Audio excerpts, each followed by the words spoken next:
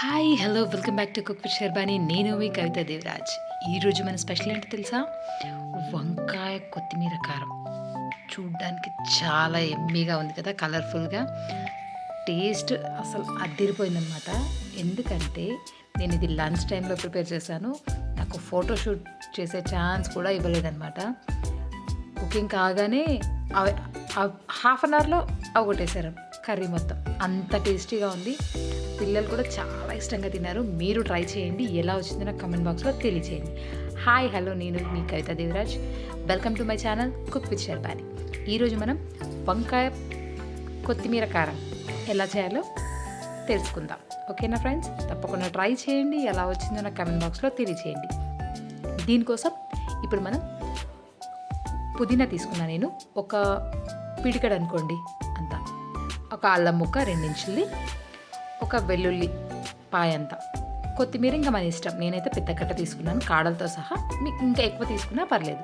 వీటన్నిటిని మనం గ్రైండ్ చేసుకోవాలి.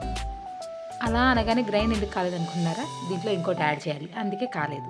ఓకేనా? ఇది జీలకర్ర వేసేసి దీంట్లో కొంచెం పెరుగు వేసుకుంటూ పట్టేసుకోవాలి. అదనమాట. అందుకని కాయపొలు కొంచెం గ్రైండ్ చేసిన తర్వాత దీంట్లో నేను పచ్చి కొబ్బరి కలుపుతున్నాను. దీనివల్ల మనకి క్రీమీ టెక్స్చర్ వస్తుంది. చాలా టేస్ట్ కూడా చాలా బాగుంటుంది. ఆ పేస్ట్ పక్కన పెట్టేసుకొని ఆనియన్స్ నేను ఆయిల్లో వేసేసుకున్నాను. ఆనియన్స్ కొంచెం వేగగానే దాంట్లో వంకాయలు కట్ చేసి ఉప్పు నీళ్ళలో వేసి పెట్టుకున్నాను అనమాట. ముందే వాటిని వేసేస్తున్నాను. ఇవి మనకి తొందరగా మగ్గాలంటే కొంచెం పసుపు, ఉప్పు వేయాలి. కంగారులో నేను లంచ్ టైంలో చేస్తున్నాను, అందుకే సైడ్కి వెళ్ళిపోయింది. మీరు అస్సలు అలా వేయకండి, మధ్యలో వంకాయల మీద వేయండి. ఓకేనా? బాగా కలిపేసుకొని మూత పెట్టేసి మగ్గించుకున్నాం అనుకోండి, మనకు తొందరగా మగ్గిపోతుంది అనమాట.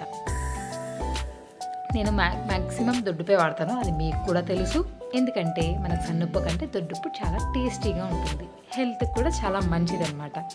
సన్నుప్పులో అయోడైజ్డ్ సంథింగ్ ఏదో అంటుంటారు కదా, దానికి బదులు మనం దొడ్డుప్పు వాడుకున్నాం అనుకో, టేస్ట్కి టేస్ట్, ఆరోగ్యానికి ఆరోగ్యం అనమాట.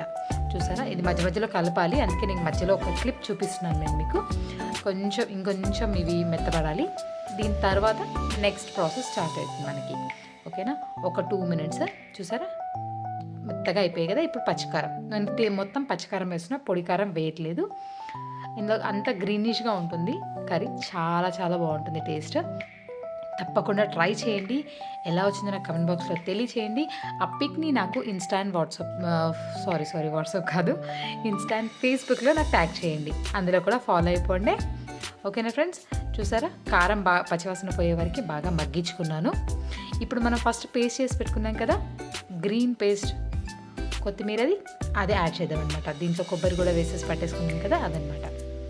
దీన్ని ఇప్పుడు యాడ్ చేసేసుకొని మంచిగా కలిపేసుకోవాలి. ఇప్పుడు ఇది వేయగానే మనకి కొంచెం గట్టిగా అయిపోతుంది. దీంట్లో మనం కావాల్సినంత లిక్విడ్, మనం ఎంత లూజ్గా కావాలనుకుంటే వాటర్ యాడ్ చేసుకోవచ్చు. మిక్సీ బౌల్లో ఇప్పుడు నేను వేసిన బౌల్లో కలిపేసి కొంచెం వాటర్ యాడ్ చేసుకున్నాను. సాల్ట్ కూడా మనం ఇక్కడ టేస్ట్ చూసేసుకొని అడ్జస్ట్ చేసుకోవచ్చు. ఇది చూసారా? అంత కలర్ఫుల్గా కనబడుతుంది కదా.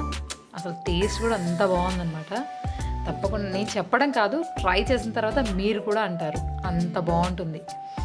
అందులో మనం పచ్చి కొబ్బరి వేసి చేసాం కదా, క్రీమీ టెక్స్చర్ అసలు నాకు చెప్తుంటే మళ్ళీ గుర్తుకొచ్చేస్తుందండి. నేను మళ్ళీ ప్రిపేర్ చేసుకుంటాను, మీరు ప్రిపేర్ చేసుకోండి. చూసారా? ఆయిల్ అంతా పైకి తేలింది కదా. అంతేనండి.